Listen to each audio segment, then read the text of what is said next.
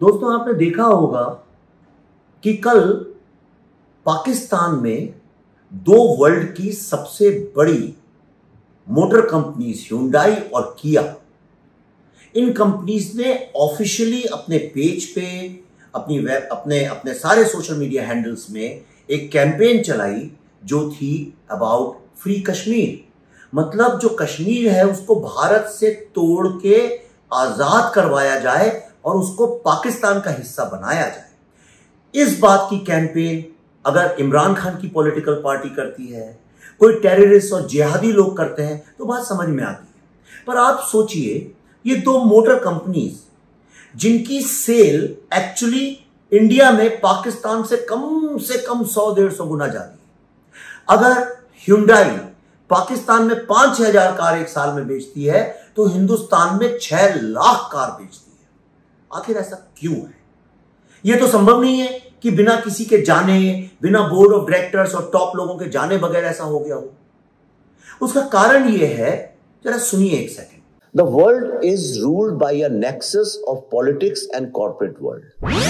Politics and corporate world. Making countries fight with each other. Making countries fight with each other. आपको समझ में आया? ये बात मैंने आज से कई महीने पहले अमेरिका में सारे गोरे लोगों के बीच में एक लिबरल सेक्युलर एनवायरनमेंट में बोली थी। और जब मैंने ये बोला कि ये जो कॉर्पोरेट और पॉलिटिशियंस और जो लिबरल जिहादी लोगों का जो एक नेक्सस है, जिसको मैं अर्बन नेक्सस बोलता हूं, ये एक बहुत डेंजरस फिनोमिनन है। ये लोगों का एक ही मकसद है, भारत को किसी तरह से डिस्टर्ब रखो। अब आप सोच रहे होंगे कि आखिर ये है क्या चक्कर? ये पूरा का पूरा गेम ही है। आपने देखा होगा कभी कोई कपड़े बनाने वाली कंपनी जो है वो दिवाली के ऊपर इस तरह के कैंपेन चलाती हैं। कभी आपने देखा होगा ओटीटी चैनल्स जो हैं वो भारत और भारत के कल्चर के अगेंस्ट एक फेक नैरेटिव का पार्ट बनती हैं। आखिर ये सब लोग ऐसा क्यों कर रहे हैं? उसका रीजन ये है, नंबर 1, एक इंटरनेशनल लेवल पे भारत के अगेंस्ट एक मैसिव कैंपेन चालू हुई है। कोई भी आदमी जो कि अमेरिका, यूके बाहर रहता है, आप उससे पूछ लीजिए, आज से 5 साल पहले जब वो बोलता था कि मैं हिंदू हूं तो लोग उससे कहते थे, अरे वाह भाई, हमने बहुत सुना है उसके बारे में, हमें और बताओ। लेकिन आज अगर वो बोलता है मैं हिंदू हूं तो उसको इमीडिएटली कम्युनल, फैशिस्ट, रिग्रेसिव या जो सबसे बड़ा पॉलिटिकल हथियार है उसको इस्लामोफोबिक का नाम दे दिया जाता है। आप शायद जानते ना हो, अमेरिका में रिसेंटली ये जो डेमोक्रेट्स लोग हैं, so called seculars and liberals, इन लोगों ने एक बिल पास कराया जिसे कांग्रेस ने पास भी किया अबाउट इस्लामोफोबिया। इसका मतलब कल को अगर आप इस्लामिक टेररिज्म के बारे में भी कुछ बोलेंगे तो आप उस बिल के तहत आ जाएंगे और आपको बैन या सेंसर कर दिया जाएगा। हो सकता है आगे चल के बिल पास हो गया तो आपको सजा भी मिले। आज यही हाल हिंदुस्तान में है कि जितना का जितना मीडिया और ये सो कॉल्ड जो सोशल नेटवर्क है, अगर आप जरा भी हिंदुइज्म के बारे में कुछ बोलने की कोशिश करें, वो तो छोड़िए, अगर आप भारत की तारीफ में कुछ बोलने की कोशिश करें तो आपके पीछे ये सारा जिहादी नेटवर्क आ जाता है। तो एक बार फिर सुनिए जब मैंने क्या बोला था। और जब मैंने ये बोला तो मेरे पीछे ये सारा का सारा अर्बन नक्सल, जिहादी, टेररिस्ट, सारा का सारा इस्लामिस्ट, सेक्युलर, लिबरल, ये पूरा का पूरा मधुमक्खियों की तरह मेरे पीछे पड़ गया था मुझे डिस्ट्रॉय करने के लिए and to cancel me. But they couldn't do it because I am a fighter and I don't work for anyone. लेकिन सोचिए, एक आदमी जिसका बिजनेस है, जो नौकरी करता है, अपने देश से प्यार करता है, अपने कल्चर, अपने धर्म से प्यार करता है, अगर वो इसके अगेंस्ट कुछ बोलने की कोशिश करे तो उसको खत्म करवाने की कोशिश की जाती है। कितने लोगों को चुप करा दिया गया है, इसकी आप कल्पना भी नहीं कर सकते। इसका कारण क्या है? इसका कारण यह है, जब मैं अभी अमेरिका में था तो जितनी नई जनरेशन है एनआरआईज, उनके बच्चों ने कभी कश्मीर का इंटीग्रेटेड मैप नहीं देखा। तो मतलब Kashmir is part of India. उनने हमेशा डिस्टॉर्टेड मैप देखा था जो कि अर्बन नक्सल और जिहादी ग्रुप हमेशा से दिखाता आया है।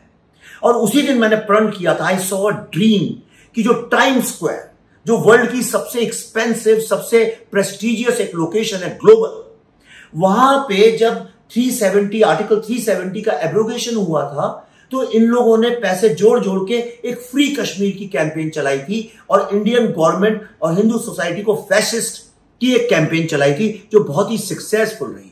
और जिसका कारण यह है कि आज अमेरिका में आमतौर पे जितनी यंग जनरेशन है वो ये सोचती है कि भारत सरकार और इंडियन आर्मी जो है वो इनका शोषण करती है और कश्मीर इंडिया का पार्ट नहीं है। उसका रीजन ये है कि इंडियन सिटीजन्स कभी इंटरनेशनल ऑडियंस को एड्रेस नहीं करते, कभी हम लोगों ने इससे लड़ाई लड़ी नहीं है।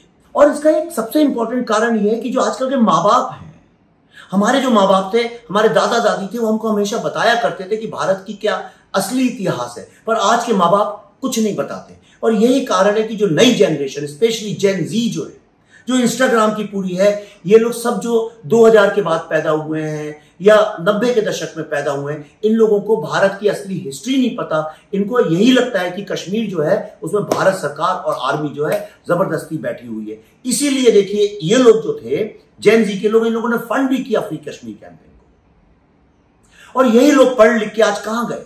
ये कॉर्पोरेट लेवल पे बैठे हैं। ये सोशल मीडिया हैंडल्स कौन चलाता है? सारे कॉर्पोरेट्स के ये लोग चलाते हैं। ओटीटीज में कौन लोग अप्रूव करते हैं क्या कंटेंट जाना चाहिए, क्या नहीं जाना चाहिए? यही लोग करते हैं, जो कि ब्रेन वॉश कर दिए गए हैं by the liberal and secular universities and professors and the media. अब मुझे यह बताइए कि जैसे कॉर्पोरेट लेवल में जो ब्रांडिंग है कंपनी की, उसको कौन डिसाइड करता है? यही लोग करते हैं। और यही कारण है कि धीरे धीरे हम उस डायरेक्शन में जा रहे हैं और ये अब और बढ़ने वाला है। तो ये सिर्फ सरकारों की, विवेक अग्निहोत्री की या इस तरह के लोगों की जिम्मेदारी नहीं हो सकती है। ये अगर आप माँ बाप हैं तो ये आपकी बहुत बड़ी जिम्मेदारी है कि अगर आपका बच्चा भारत देश के दुश्मनों के साथ खड़ा हो तो उसका कान पकड़ें, एक झापड़ मारें और उससे बोलें खबरदार। मैंने अर्बन नेक्सस लिखी, वो बुक एक बेस्ट सेलर बन गई, लेकिन कश्मीर को लेके इसलिए क्योंकि सब लोग डरते हैं कौन अपनी जान जोखिम में डाले। और जब मैंने बोला तो देखिए क्या हुआ। इन्हीं फतवों, गीदड़ भपकियों से, झूठी धमकियों से लोग डर के पीछे हट जाते हैं, या फिर लोग अपनी नौकरी खोने के डर से पीछे हट जाते हैं। लेकिन आप चाहें तो कुछ कर सकते हैं। जब हम जैसे लोग इसके लिए लड़ाई लड़ते हैं या फिल्म बनाते हैं या आपसे जैसे मैं अभी बात कर रहा हूं, तो आप कम से कम इस बात को तो शेयर कर सकते हैं ताकि इसको लेके अवेयरनेस हो। एक झूठा Hyundai, फैब इंडिया या अमेजॉन, इस तरह के लोग जब एक फेक नैरेटिव क्रिएट करते हैं, आप देखिए मिनटों में कैसे वो शेयर होता है। वीरदास जैसे लोग अमेरिका में जाकर एक फेक नैरेटिव क्रिएट करने की कोशिश करते हैं, पूरा का पूरा मधुमक्खियों की तरह से ये पूरा झुंड एक साथ आके उसको दिन रात पब्लिसाइज करता है। लेकिन हम जैसे लोग जब जोखिम में जान डाल के इन पूरे नेक्सस, जिससे गवर्नमेंट ऑफ इंडिया भी नहीं लड़ती है, उनसे लड़ने की कोशिश करते हैं, तो क्या होता है?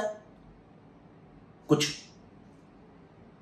इसलिए मैं आपसे अपील करता हूं, कहीं भी देखें कोई भी व्यक्ति या कोई भी ऑर्गेनाइजेशन या कोई भी एनजीओ ग्रुप या समाज सेवी लोग जब इन लोगों से लड़ने की कोशिश करते हैं, please help them and promote them. उनको कॉन्फिडेंस दीजिए कि हां आप लड़िए, हम आपके साथ हैं।